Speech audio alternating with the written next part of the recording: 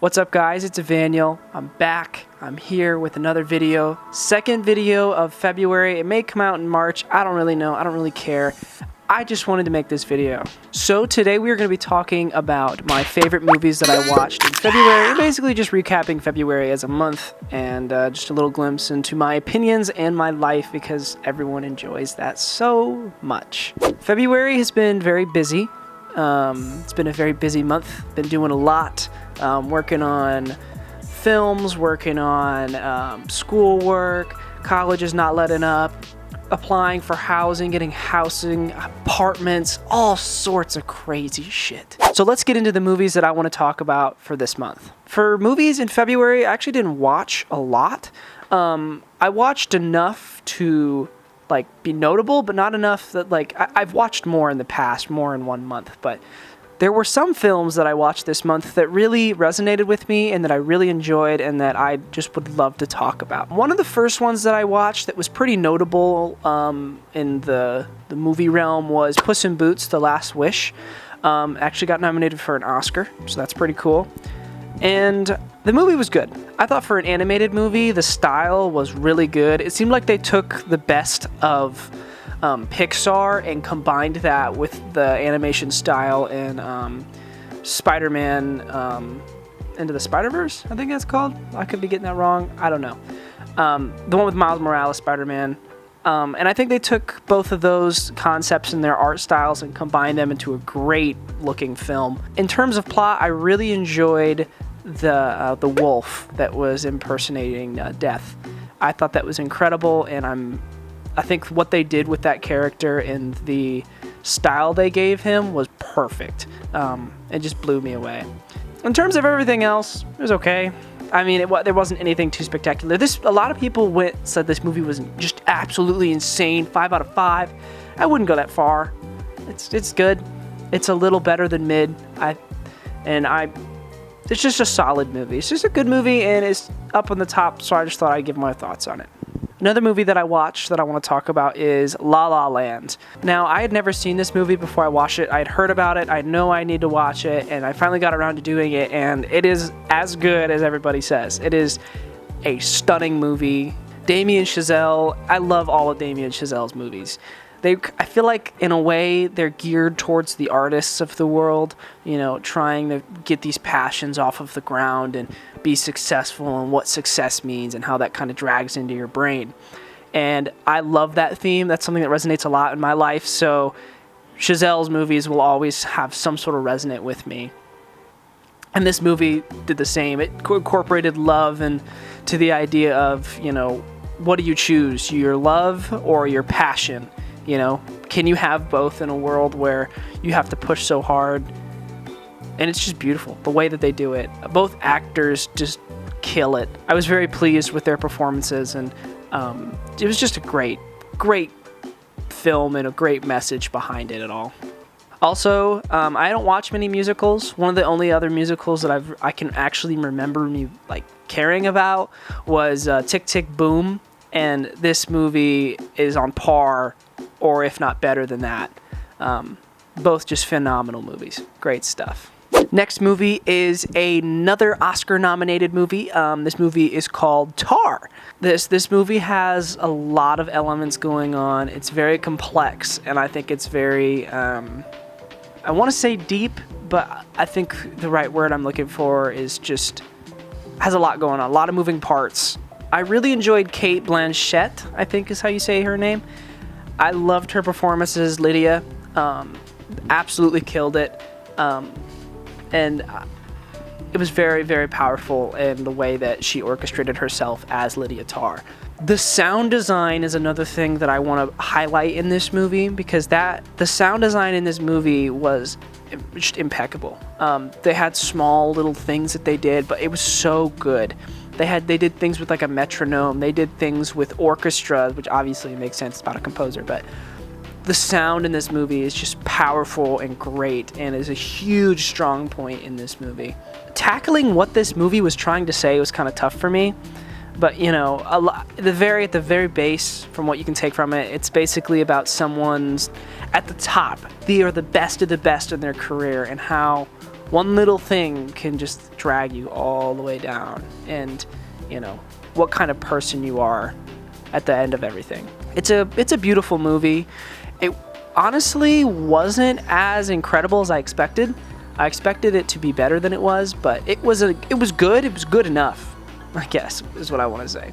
So I actually have the physical copy of the next movie I want to talk about, and it's called The Last Black Man in San Francisco.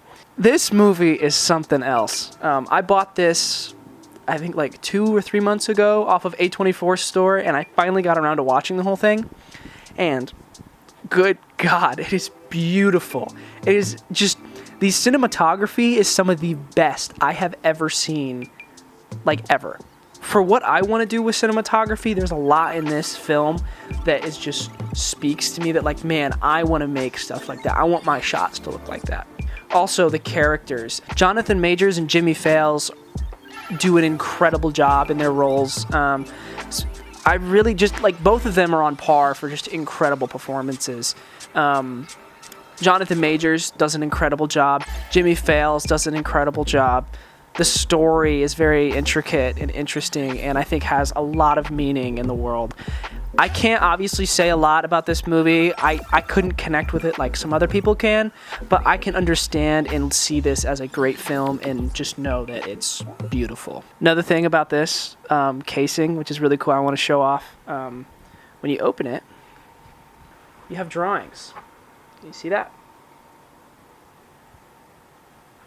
Come on. Oh, I hope you can see this. But there's drawings. And it's all of like artwork, like in regards to the movie. And it's all in like pencil-ish drawings, and just is so good. It's so good. Watch this movie ASAP. Okay, there's only 2 more movies that I want to talk about, and this next one's a big one. So this is a series of movies that I've been revisiting as of late, and honestly have been helping me get through February. They've been a lot of comfort to me and just been a lot of fun to watch, and have taken up most of my movie watching in February. And I've been rewatching the Harry Potter series. I love these movies so much. As a kid, I grew up with Harry Potter, and that was my number one thing to watch. I love Harry Potter and the Chamber of Secrets.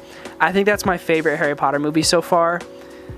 It's just such a fun and beautiful and great movie. I watched it a gazillion times as a kid, and rewatching it now, I still have just as much fun. It's a guilty pleasure, I guess you could say. I mean, there's just so much in that movie that's so cool, so awesome. The acting is a little and some of the plot points are a little weird, but I think in the end, it's just a strong movie just because I have such a strong connection with it. And then in regards to the other movies, Harry Potter and the Prisoner of Azkaban is also a fantastic movie. I love what they did and what it looks like and the moments that they create in that movie. There's also time travel, which is so cool. So far, I have ranked the Harry Potter movies as I have watched them, and this is my ranking so far. At number 1, we have The Chamber of Secrets. At number 2, we have The Prisoner of Azkaban.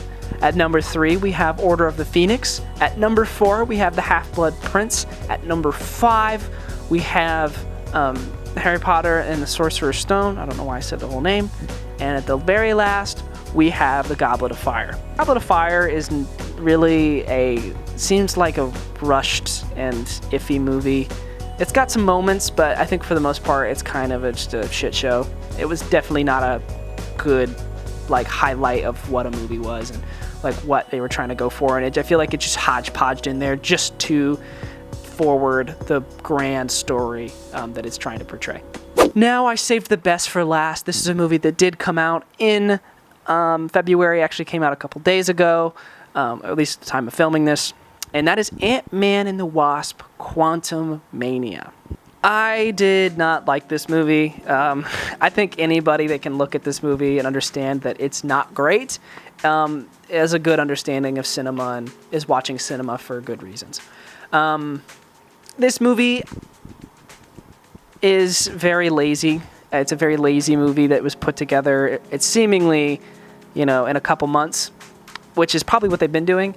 and that's a terrible way to make movies. You can't rush a progress, especially a project of that magnitude.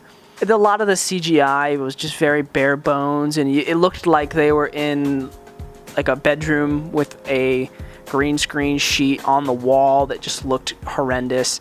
And the only reason I point that out is because Marvel is one of the best movie studios in the world. I mean, they are the top of everything, because when Marvel comes out with a new movie theaters climb over that stuff. That stuff is like a main part of the industry, and for being the best of the best, having the best writers, the best directors, you'd think, also a lot of money, you'd think that their projects would land easier.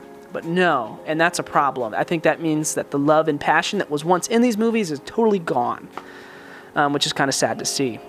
A lot of the plot was very lazy as well. Like, the way that they get into the quantum realm happens so fast and so stupid, and just such a, like, you could have drawn that out a little bit more and added more to it to make that moment more impactful and add sustenance to the plot there. But they just jump right into the quantum realm and kind of lack on the character development.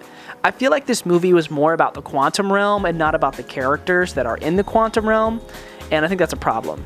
I think as a movie studio and as making movies, one of your main components should be your characters, if you have them, and what you're trying to say with your characters and what those characters are going through. The Wasp had no purpose in this movie. The Wasp maybe had like 15, 20 lines, and that was it. And I really would have liked to see them do something with the Wasp, because the Wasp is a great character. She's very interesting and cool, and I would love to see something happen with that, but they just didn't do anything, and obviously it was a thing of laziness and poor script writing. I do want to say, though, I am not in the camp that this movie is like the worst of the worst, like it's the bane of my existence. It's not good, like anyone can see that, but the thing is, like, it's not terrible. Like, you can, like, I still enjoyed the movie. I still sat there and had a good time. It obviously makes me upset that a movie with that much money and budget isn't doing something more, but at the same time, it's still a fun movie. It's a movie you can laugh at because of how bad it is, and as well as it's just like, it's got some concepts that are interesting that you can watch, and Jonathan Majors plays a great Kang. There's obviously a lot of enthusiasm and grit to his role that he's putting into his character, which is fantastic. There's another reason to watch the movie.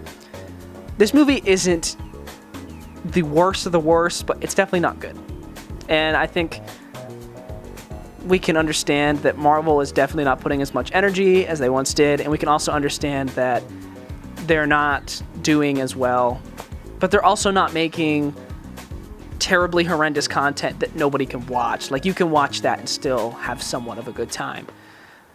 And that's really all I have to say. There's not really a lot of movies that I watched that really preceded a video about, but just some movies that I want to talk about, some movie recommendations for you, some opinions, and some ideas. I want to thank you guys again for the continued support throughout the months, trying to take this stuff more seriously, trying to get back into it and get better at it. And when you guys comment on my video or like my videos or just watch it, it means a lot, and it makes me feel noticed and worthy, and that, like, I have a purpose. So thank you so much for doing that. Thank you so much for watching my videos, and thank you so much for being here with me and Karen. It means a lot to me. So thank you so much for watching. I hope everyone has a day, and I will see you all later. Peace out, y'all.